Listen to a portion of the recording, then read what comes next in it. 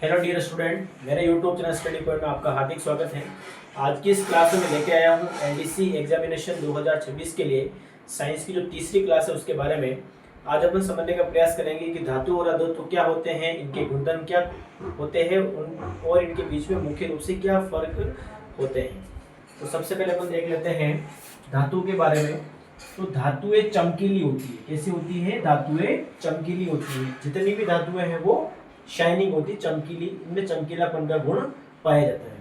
अगला है तन्यता का गुण, यानी धातुओं को खींचकर अपन इनके पतले तार बनाए जा सकते हैं। धातुओं के अंदर तन्यता का गुण पाया जाता है।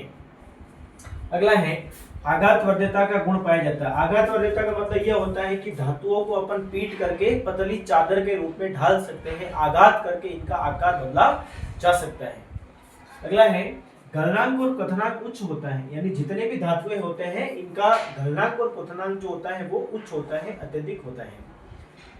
सामान्यतया धातुएं ठोस अवस्था में होती है, यानी कि इनकी भौतिक अवस्था जो होती है वो सामान्यतया ठोस अवस्था में धातुएं जो है वो पाई जाती है। फिर इसका दे रखा है अपवाद कि जो मरकरी होती है जिसका प्रतीक Hg होता है, धातु होते हुए भी द्रव अवस्था में पाई जाती है। ये इसका एक अपवाद है। सामान्यतः सभी धातुएं ठोस अवस्था में होती हैं, लेकिन मरकरी जो है वो द्रव अवस्था में पाई जाती है। फिर अगला समझने का प्रयास करते हैं अधातु क्या होती है। अधातु के गुण जो है वो धातुओं के ठीक विपरीत होते हैं। चमकीलापन इनमें नहीं पाया जाता है, यानी जितनी भी अधातुएं हैं वो चमकीले नहीं होती हैं। अगला है इनमें तन्यता का गुण अनुपस्थित होता है। अधातुओं में तन्यता का गुण नहीं पाया जाता है। आघातवर्ध्यता का गुण नहीं पाया जाता है, यानी आघातवर्ध्यता का गुण भी इनके अंदर अनुपस्थित होता है। इनको अपन पतली चादर के रूप में नहीं ढाल सकते हैं।